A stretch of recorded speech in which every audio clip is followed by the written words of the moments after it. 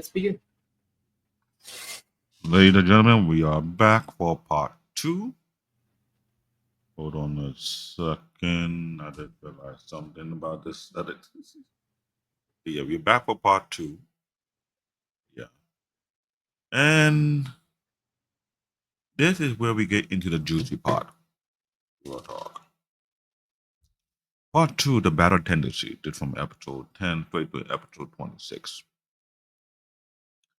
If you look at the time from 1880 to 1930s, that's probably about maybe 50 years after the period of Jonathan Joestar, where the grandson pop into play. Set in the 1930s, this part followed Joseph Joestar, the cocky and the clever grandson of Jonathan Joestar. Get it? The JoJo? Okay. Joseph inherited Joestar blood and Hammond power. He must battle the Pillarman ancient being who created the stone mat. They seek the red stone of Aja. Are they huge ass? What? That stone, if you were to price it, you can touch you for life. You can leave this country. You probably disappeared. No, yeah, that's why I say leave the country, move to Bali, live a simple life, and it will pay off every single bill and then when time for you to croak. That kind of thing. It's that type of money. It's that wealthy. The red stone of Aja to become the ultimate life form. Joseph traveled from New York to Mexico to Italy and Switzerland in a way to stop their ascension. They were a globe shopping. They were going all over the place. They were going to places that which you can go just fight. So to say. So this plot right off the bat, it let you know there was so many detail about the journey, what was going on, what was happening. Yeah, you find out you're doing some collaborate with the Nazis. What different dabbling thing they're not supposed to be different dabbling with to begin with. Yeah. I'm not sure I think they pop up in season 2, season 3. It was kind of quirky, but hey. Main character, Joseph Joestar, brash, brilliant tactician, no for predicting what the enemy would say. He was a slick bastard. He was good. Look at this next one. Caesar Zappelli. Anybody say about the first Zappelli? This is the grandson, the descendant of Will Zappelli. Then there was Lita, Mitri Hamon Master, and Joseph Teacher. They want to find out it was actually his mama. The Pillarmen, there are 3 of them. They're Cos, Leader, Genius, and Fool. Wamu, Honorable Warrior, and there is Sideti. He's sadistic and cunning. We're all weird in hell. Straight up weird. Straight up sick in the head. Straight I got a problem. Oh, definitely. Definitely. Now, the thing about Lita, there's a known benefit of practicing Hammond. It makes you age slowly. Sound interesting? Yeah. I don't know how that works. In other anime, there was a few other anime where it did the same exact thing. Whenever you practice a certain art, it slow down your aging. Or reverse your aging. AKA, once again, Master Roshi. That one. Because every single time that took There's another anime that had that same philosophy too. Any practice, I don't know. Was it the anime? I know there's a show that I'll talk about. You should talk about later on called The Wheel of Times.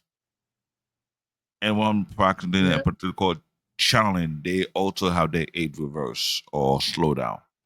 Oh, if you also think about this, in Yu Yu Hakusho, technically they show that Yeah. process as well. That's another one. That's another anime. There's a couple of anime that had that same fundamental. You practice certain art, you don't age. You live much longer than most folks. You're more like a superhuman. We might have a show talk about what anime have the best perks or superpower or ability or practice. We have to do a show about that. And I know that show will be detailed as hell. We will be arguing. We will be debating. Once again, ladies and gentlemen, I'm not gonna tell you like this. I know this is recording, but when you come to this anime show, we may joke around, but we debate on actual facts and details. Some of us might take it cool, comment it, others might be passionate about it, but we want you to be on point with your information, your detail, not opinionated jargon that's not related to the actual animated, not things that have not been verified. Because I remember when people don't talk about Dragon Ball Z, there's a lot that Akira Toriyama had put out there so he could put clarity on the anime. So he the creator of that anime, and he had a roadmap considering how far the character would be going. That's why I'm saying, if you want to be a writer or storyteller, you have to make sense of what you are creating, and you have to detail the growth of the character you're building, what path they have to take to get to that next particular level. So this storyline, the Hamon, had a very unique feature, unique benefit for those who practice it, and how far it could take them to, so to speak. Just to let you know. So I'm gonna give you the intro of why anime is great. Why you? I got something to say before we go to the next slide. Well, I will say this also, speaking on just the fact of life force energies, or certain martial art techniques, martial art focuses that would help the body be youthfuller. Because I think in most cases, a lot of it really just expansively tells the same thing, correct? Because I think even like Hunter x Hunter, right? If you're using Nen, it can definitely do the same ordeal. Yeah, now I'm glad you mentioned Hunter x Hunter. Nen, that was another anime whereby practicing Nen, it does slow down your body aging. Or it can increase it, because if you remember, Gon went from baby boy to big boy. But the teacher was a lady who. Yes, but the lady, that woman was not what she was originally. Was very, very deceptive. Very deceptive. That I would tell you. Other than that, man, it's just one of those things that you be wondering, like, yo, what the hell was going on? And Gone, what he did, it was the back. There's something about what he did. They were connected to his emotions, major backlash. If he Matthew would have saw that, she would have got scared. She would have broke down. What would happen? But what Gon did, Gon went fast forward to what he could have become. He was a bona fide threat, but then again, he was son of another person who was also a hunter, or considered one of the most powerful hunters. He part of the Zodiac. If you think about all the members of the Zodiac, he was not only more cunning, he was also considered to be more dangerous, because even though he was nonchalant, other members of the Zodiac were afraid of him, of his ability. Yeah, because he would black out. Not only he a blackout, he was able to predicting what was going to happen in advance as well. He have a very unique ability, so he predicted what was going to take place and give you a scenario. What are the choice to go create, and that was called a next level tactician. Oh no, Next that level. for sure. But early time looking at Killua, man, he was the definition of blackout and crash out. So pretty much. He was the definition. Boy, Lord have mercy. I'm talking about the way he will strip your heart and let it dangle right there. But even though Killua came from an assassin family, he was the protege.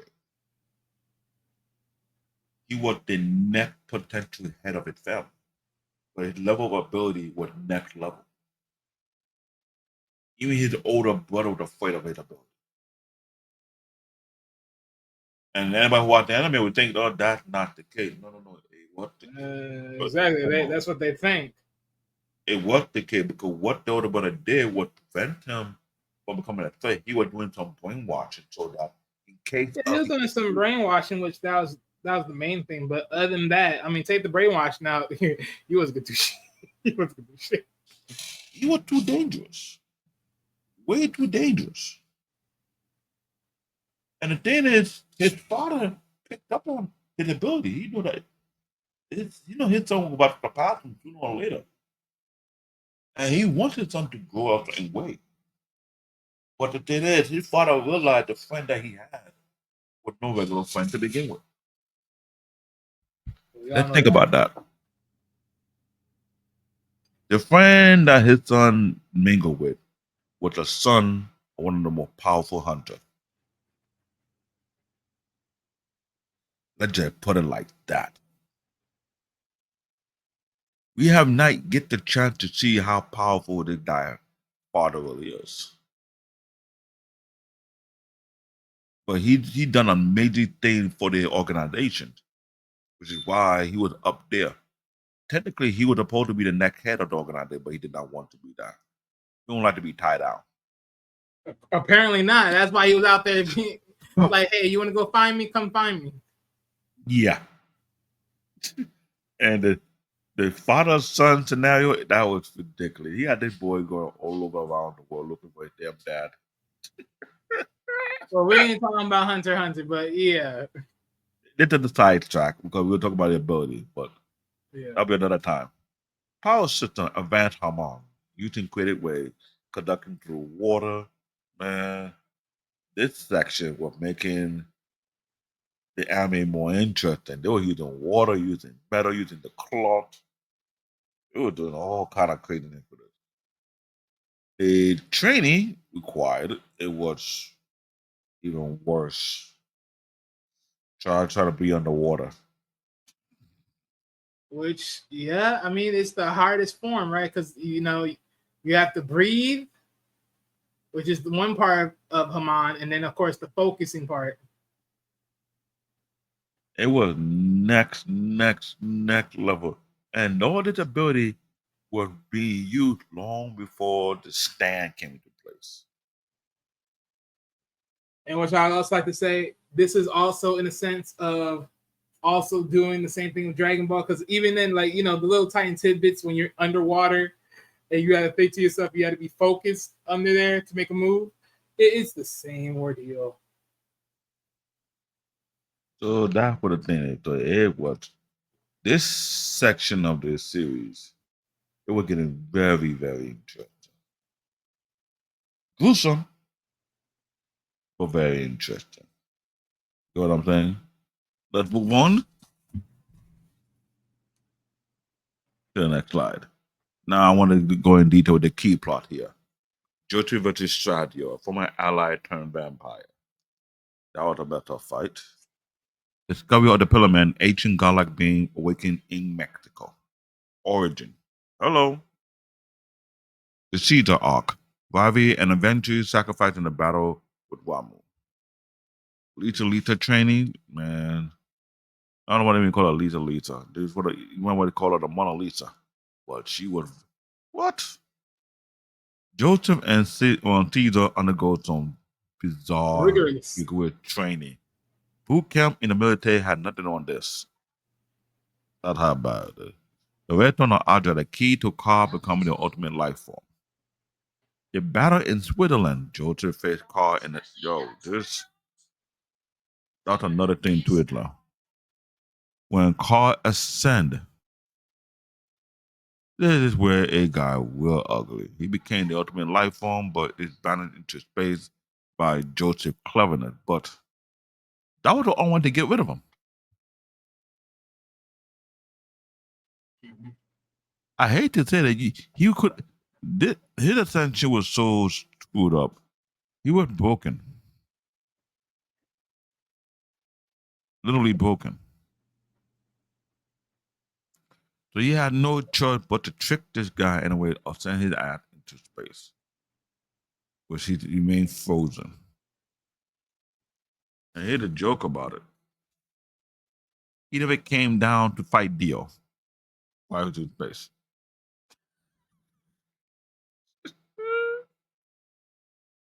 Ain't that something? I don't know. He was thinking, like, so Dio waited for me to get my ass kicked out of space so he could come out and take over the show. Really?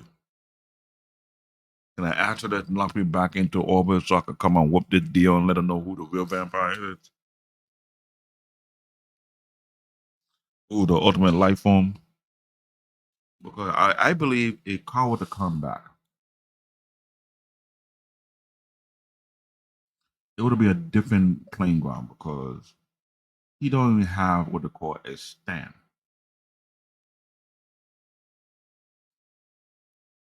And this stand ability was really messing up. The type of ability was so screwed up. There's a lot of stand ability that make somewhat sense, and there's some stand ability that would make you start to wonder, like, seriously, who I did with this? This is a twisted anime, but the key plot here in season 1, you really got to pay attention. Please, please, please, please, please.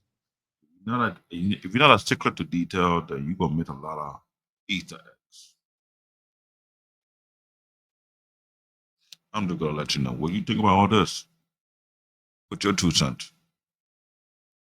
I mean, this was pretty much the main ones for me because this was like the climactic of just season 1 overall, like just facing that big up deity. Because I can still remember to this day, they were in this big behind ring or temple, however it is, right? And then they were having that epic battle. And they were just constantly going back and forth until eventually someone got the upper hand, and then it was all over. It's pretty good for what it is. It's pretty good for what it is, right? And the Haman, it was pretty much like I said. Definitely, the power system eventually changes from Haman to then having a stand, which was a nice, crazy, and unique twist of having like a phantom-like avatar in your wake, which is pretty nice because it is, like I said, it's pretty I unique. wouldn't say it was because nice. it's crazy. It was confusing. No.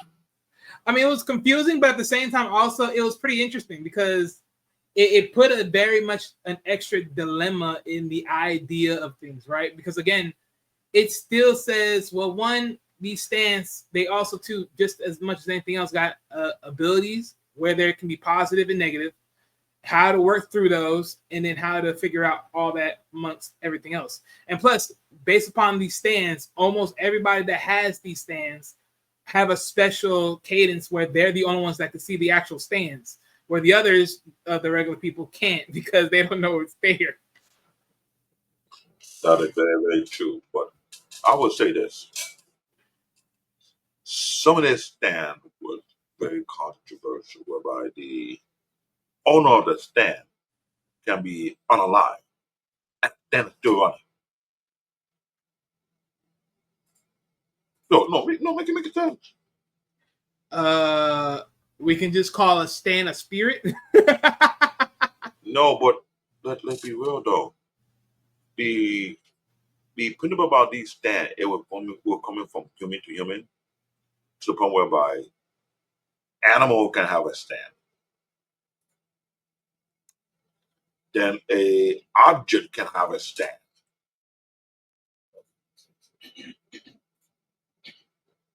This is why this is why I'm just saying. Look why I say no. I know people looking at the reason why they call it JoJo Bizarre keyword. Bizarre. Bizarre adventure. It was so bizarre on multiple levels. How would I say this? If you want to know an individual think and make your head hurt, don't watch this, please. We don't want to or have just you. watch it nice and slow because binge watching this is not going to be for the week. We don't want you in a psych ward get talking about this anime. And you blame us because we let you do our podcast on this topic. Hey, this is why I said we're doing only season 1. See, we're keeping it small and simple. Yeah, we overkilled it. Well, season 1 is enough for it. Season 1 is enough for itself. We're gonna figure out how we do these schedules and how to do rescheduling in between, see how things go because there's a lot of anime we can sit down and talk. And we don't want to get into the recording. We do need a female co-host for our show. We need someone who's in depth because in case of my bias, when a feminine anime comes into play, you can balance out my brutality of the anime. Basically what David's saying, ladies and gentlemen, is if we ever come across a female anime, which we will, because we have to be fair, he's pretty much out the door and I'm pretty much in the door because again, I love to see some skirts. Yeah. I'm a caveman when it comes to anime. Exactly. He's a caveman. He's like, I don't want to peek what's under there. I'm not gonna get hung up. Bingo. This is why our show is very unique because we have our shenanigans, but I'm letting you know right now. If we haven't been doing a review or discussion about Sailor Moon, I might lose it. Well, I guess I might end up being Broly over Vegeta instead. Ladies and gentlemen, it looks like I'm gonna be the only one that's gonna be camping for this one.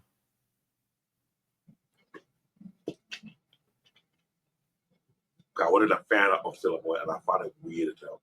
Even the time when it came out during the 90s, I was like, oh, what the hell is this? Yeah, there's a lot of animes he's not a fan of. He's not a fan of Sailor Moon. He's not a fan of Parasect. Look, all the things that he's not a fan of, more like I'm gonna have to do solo. But no, it's not just solo. It's just Parasite was straight goth. It's Parasite was that shit. It was an anime that will make all your favorite horror movies shit on itself. Oh man, Lord have mercy. No, Japanese. seriously though, I ain't gonna lie. Out of a lot of things, out of a lot of scary movies that I've watched, Parasite was actually one of the decent ones I could actually watch better than the other ones because I'm like, I see some horror shit. I see some horror movies. I'd be like, you know what? What about Terraformer? What about Terraformer? That would have been the worst. Probably. Mutated cockroach.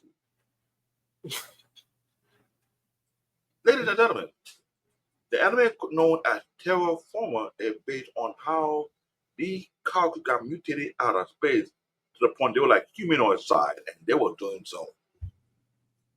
If you don't like cockroach, don't watch Terraformer. You hit them anymore. No, it will make you get instead of getting a roast spray, or it will make you get a flamethrower just to kill cockroach. Oh, okay. Give you bent on. How about that? Okay, you traumatized. You ever take Terraformer? You watch that. You do the same that I do. The theme. This is what I said. It works. Oh boy. The long going battle between brain over raw. This anime abused this theme tremendously. It did. But if we don't say JoJo's Bizarre Adventure, you see too many concepts, not just only season 1, but across the franchise, a common recurring theme of brain over blonde. It abused it, it milked it, it went, it took way more than a mile, and there was some inside disrespectful jokes that you could be like, seriously, like you really had to go down that route. Like, yeah, it did that. Destiny and again Bloodline. That's a total common thing in this franchise. Come on, come on with dairy and sacrifice. Somewhat in a way. Evolution and no, there was this whole franchise all about evolution. Straight up. But some weird and bizarre evolution. Indeed. If you are Dragon Ball D hardcore fan, this anime will mess up your brain so even further. You try to make sense and take note of every small detail. We're like, okay, this is what the ecosystem all about, right? These are the fundamentals, they are the philosophy, they are the variables. It will throw you off for real, for real. What do you think? You give your 2 piece on this, I probably. mean, it's pretty much Kind of, you follow watched it, the line. and I'm sure you have no. Let me not talk about drink moment. Say that one more time. I tell you what, you watching that franchise, I tell you have some don't choke on my drink moment. When you saw a particular thing, you like, what? I mean, I couldn't remember too much of them because it like I always treat anime like it was the last thing I saw, so it's like it's been a minute. But for as much as like I said, as first I do remember at best like up to like the third guy, because like I said, the third JoJo is like that's pretty much like the last one I think I watched, if I'm not mistaken. And neither that or neither I at least watch one more season. That was it. One of the other. Well, it's the weekend, and I'm sure you got a Netflix account. I got a website. Okay, you got a website. Yeah, I got a website. Netflix eliminate the commercial, but I know I found I want to binge watch it. It was ridiculous. It's like it's rough on you, man. Sometimes when I take a pause moment, just too much information, too much gore, too much madness. Just and we'll go right back at it again. It was bizarre. Keyword. Visual and tone evolution. You have part, phantom blood, in the battle tendency, under the tone, you have gothic. Gothic. The goth horror will go all across all the franchise. Tragic drama, man. Some drama was just overdrawn. It was like, yo, how much level of brutality are you trying to showcase? Like seriously. For action, yeah, glow chocolate adventure, but pretty much the whole franchise. Art that no offense. The art style is soft. Of many anime that we have watched and seen, this art style of the whole anime is very, very unique. It's classical, too much detail on the muscular, like no offense, too much emphasis on the muscular and Victorian, more vibrant, and what you said right here, exaggerated expressions.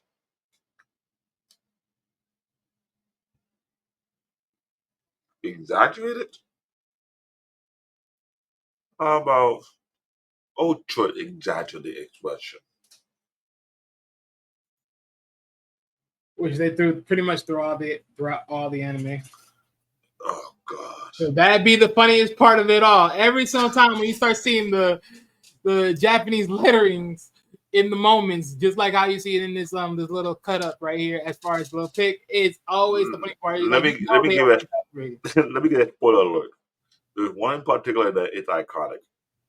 This has to do with the third JoJo, who's more brutal. There's a particular character who will go too far with the cherry in his mouth. You know what I'm talking about? It was so much.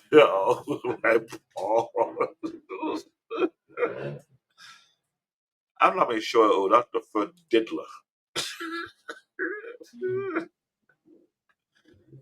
Well, I know what I'm talking about. Their character was doing the charity and they talked so much too far. It was like, oh God, like yeah, we just cut this one out like this. This is not needed. And he would, hey.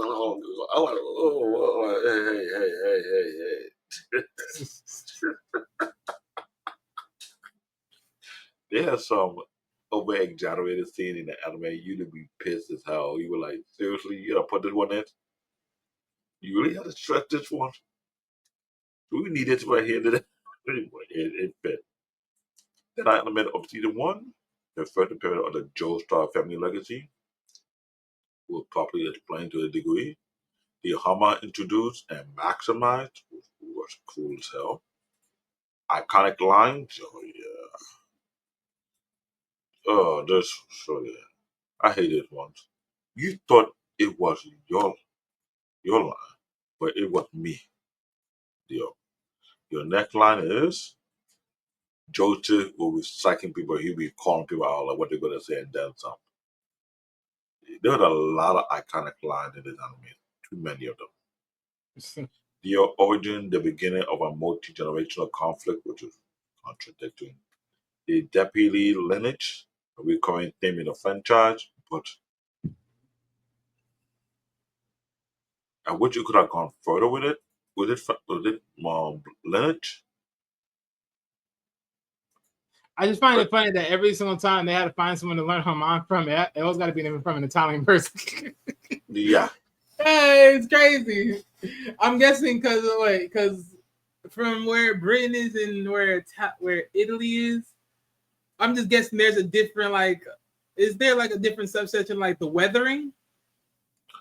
there'll be that, and their philosophy. You know, Italy, they're like I don't want to call it. I can't say they kind of simpish, but more so on the playboy type of thing. Okay. That's but you can't get mad with me on this part. But it's what it is, though. Set the foundation for all the JoJo arc, which it really did. Introduced the Storm Max, the Hamon, the Joestar with the Dio dynamic. Showcase Araki transition from traditional shonen storytelling to his more this no offense, this what the most flamboyant. Boy, mother. What? Oh yeah, this is so flamboyant. One thing for Ah, sure, the style in this was like, if there's not nothing you see in this, like the styling choice of this whole anime is just crazy, very bizarre. We go from one style to a whole nother. this anime was so flamboyant to the extreme. And somehow Araki made it good. It had so much eyeball. It was extreme. It prepared it did prepare the stage for the Stardust Crusader Part 3. Wait a minute. So this season was 3 part, right? No, there's only two parts. Season one. Yeah. It says that it prepares the stage for the stance in the Stardust Crusader in part 3. There goes the next season. That'll be season 2, right? Yeah. You'll leave that alone for that, but it's okay. So technically, that'll be season. Okay, sorry, season 2. Yeah. So that's where stance came. Okay, so yeah, so that means. Okay. So that was the other one. Okay. See, that's what I'm saying. I thought that. See, that's what I'm saying. Like there had to be 2 different seasons. This was one whole season. yo, that's I what I'm thought saying. that It was so much. Seasons. That's why I was like, It was so much going on. So much. Well, I'm telling you, JoJo's Bizarre Adventure is no joke whatsoever. It is not. It is not. I know if we were doing it live, we would have gone in, we would have some input from the audience, we would have made it great. And I apologize, guys, it's my fault. We'll make sure every other episode, make sure I'll be on top of it. We'll add some flair to this, but once again, please. Black Boomer, if you can join the show, would be great. you have any female content creator who is heavy in anime, we want you to join us in this conversation whereby we have some information concerning the production, concerning the backdoor politics of the franchise. It's needed. We need to have that conversation. We need to have the breakdown, understand why it took this direction or not, why it affected the anime in a negative way or a positive way, so to speak. What's your take on this, Bali?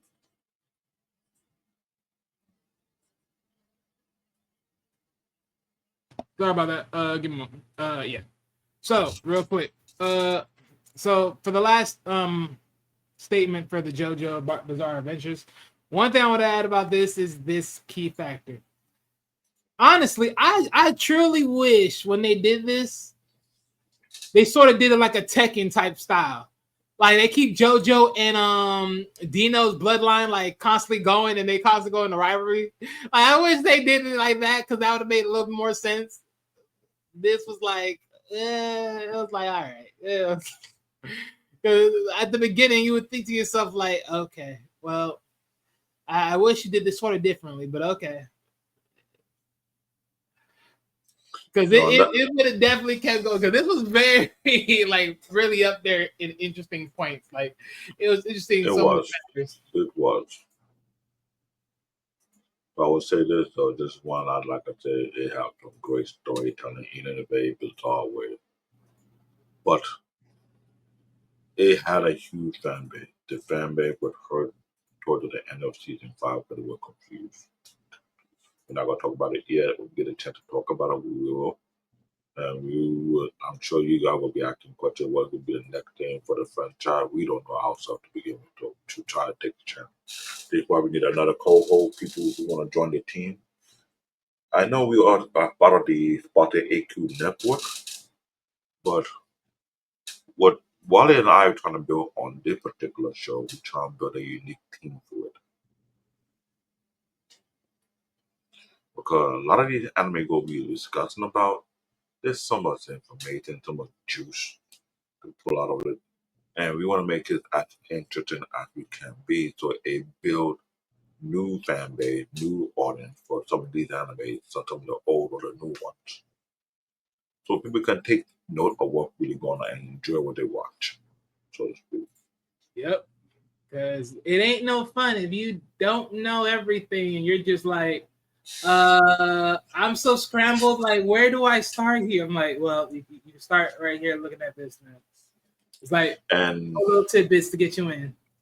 And I hope when we do get monetized and we start to make money off this, I hope Sony, the production company, will be easy on it if we're allowed to play some of their clip because what we try to do here on this platform, based on this show, Anime Unlock, is to have a deep discussion about the particular franchise, what we feel, what we believe.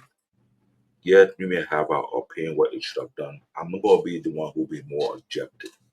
I will take on either they need more character growth or character building or needing more expansion on the dynamic because we will soon come back on the conversation on Dragon Ball and start breaking down detail concerning the Dragon Ball franchise because we do feel there's an issue behind the storytelling because it's being sabotaged from behind the scene due to politics of the company. Yes, because honestly, yes, because let's be real here. If Dragon Ball Diamond is supposed to be from before Dragon Ball Super, ladies and gentlemen, I want to tell you this right now.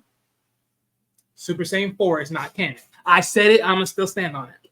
Because again, you cannot explain to me how it's canon and yet you can't use it, and yet beers don't know nothing about it. How you don't remember it? How you don't remember it? Why is not being mentioned? And this is why I said what would the company have done to Akira Toriyama over the years? It made it very bad for him not able to flush out his idea.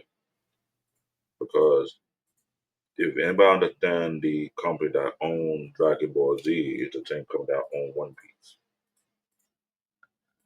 And my partner here gave me a clip about the so-called Big Three, but Dragon Ball is not part of the Big Two because Dragon Ball came before the Big Three.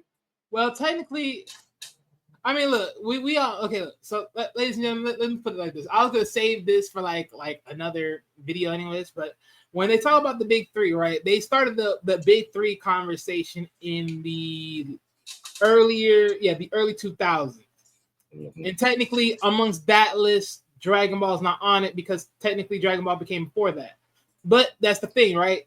If you were to talk to yourself the 90s or in before that, there was a different big three back then, and Dragon Ball was on that list with another anime, with two other animes. I'll speak about that on a different video. And Dragon Ball considered to be the OG anime because Dragon Ball influenced other anime as well. But where the problem is, there was a unique issue concerning the production of Dragon Ball and Dragon Ball Z, whereby Akira Toriyama was being, I can't say blackballed, but was being held back from producing more content and flush out his idea because, so to speak, there was a builder behind the scene whereby they were trying to help push out this long and ongoing anime called One Piece, which came out in the late 90s and still going on to this time. One of the longest running anime of this modern time right now. No other anime can compete that one right now. And I hate to say it, One Piece is very, very detailed. There's a lot of episodes that connect to other storyline will being back to what is going on at the time with some of these episodes. I had to find out the time back and reschedule myself to watch what I left off with these anime because I haven't watched any One Piece episode in a while because of what I'm going through. But One Piece is a franchise that we cannot talk too much of because there's so much going on and it's still going, it's ongoing. Maybe we could start dissecting One Piece based on the arc instead of the season. And that would be beneficial because One Piece is like a novel, a multiple volume novel. Yeah, to watch over 1,000 episodes. Are you sure this was not a soap opera in the anime section? But it's action packed with too much comedy, so much pun intended. It's not flamboyant like JoJo's Bizarre Adventure, but it's comical in many ways. But it built a nice storyline that it got to thinking like, okay, what's up with the 800-year history? Why you want to know about it? What would happen in the past time? Why is it taboo to speak about it? Why is the government trying to shut you down? No kind of thing. No time. It's multi layers of controversy in the storyline, but it makes it good to watch. Oh, I know that you got any final word for this anime that we're talking about today, JoJo's Adventure? Yeah, if you haven't watched it, get on it. You're gonna enjoy. I will tell you this though, take it easy when you go watch this. Don't rush it too much. I promise you, it will throw you over. You will laugh. You will enjoy yourself. On that note, this is CBN Tech Talk, aka Black David, aka Bear Paw, not Groot. I don't know why you want to call me Groot. I'm not even that thick. It's weird. You will soon learn this is a bear. Ladies and gentlemen, I'm just Wally. Peace out. See you guys next time, and hopefully see you guys next week's Wednesday. And also see you guys. Well, of course, you already know today's Friday, so see you guys for tomorrow's show, which I believe is Ghostbusters, if I'm not mistaken. Yeah. Enjoy that show. Enjoy that show. Another debate. I'm gonna see if I can dodge this debate with the Ghostbusters because it's gonna be crazy. You try that. All right, peace out, ladies and gentlemen.